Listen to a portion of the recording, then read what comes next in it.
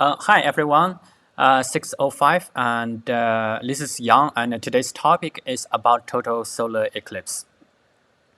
So the first introduction is about what is total solar eclipse. So it happens when the moon aligns between Earth and the Sun, and then the shadow right directly under the moon is called the total solar eclipse. And then the path of the moon's total eclipse as it moves around the Earth is called the path of totality. And then let's take a look at the paper itself. The paper is published in the Washington Post, written by Dennis Liu, and then it starts with simple calculator to show how many more total eclipses are remaining. And then this is a slow-moving globe to show the path of the total eclipse. This is scientific explanation about the total eclipse itself. And then the focus is really on the 2017 total eclipse because that is when the paper was published. So and after that is some statistic to say like how many total eclipses that has already happened over the continuous US, and then also how many you will see in the next 100 years. And then especially interesting is that some areas you will see more total eclipse than other areas. Like these areas you will see less total eclipse. And then eventually is the historical data stretching back to 2000 BC to see the overlap of the total eclipse. So the author itself, the two authors, Dennis Liu is the main author to write this content, and then she is a senior graphic reporter, and then she worked at the New York Times and the Washington Post. I think she already left, but you can find more work at this link at Medium. And then another author is Ahmed, and then he is a graphic reporter as well. He assists a lot in creating the animation and then all the map for this article.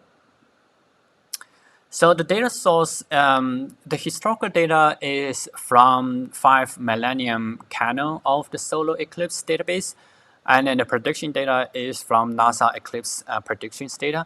The report itself is generated in 2017 because that is when the next eclipse were about to happen soon.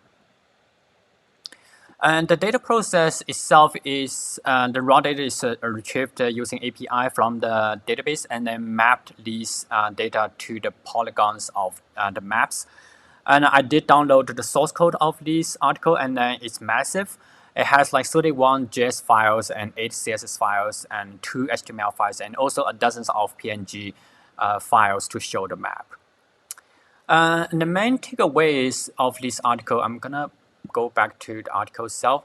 So there are about like 58 more total eclipses you will see by the end of this century if you put the year when you were born, and it will show the number, the total number. And then I find this path of total eclipse moving around the globe is really satisfying. It's really interactive. You can play around and drag the globe itself.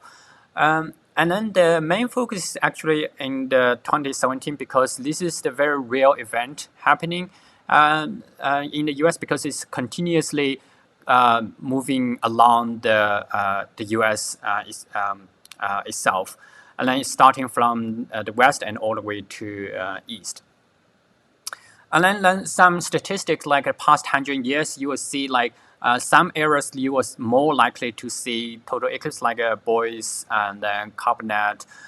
Then some other areas like these 3 areas, you don't see as many total eclipse as the previous ones.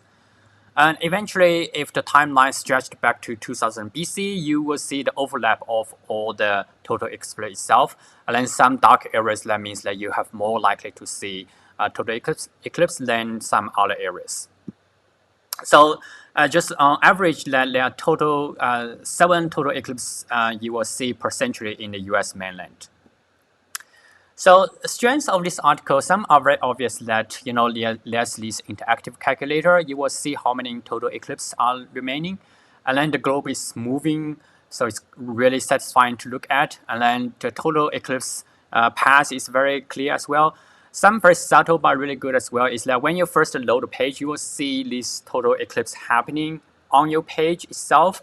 And then also the shape of the moon changes from different angles depends on how you observe this eclipse. And then finally, last but not least, that the authors use some historical event to give a better sense of time rather than using 1925. The authors use when the empire building start to be built.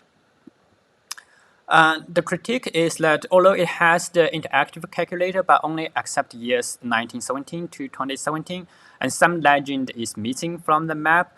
Last is that if there's some statistics to show, the total eclipse happening over time, or even some histogram for different locations, that would be better. And then that's it. Thank you.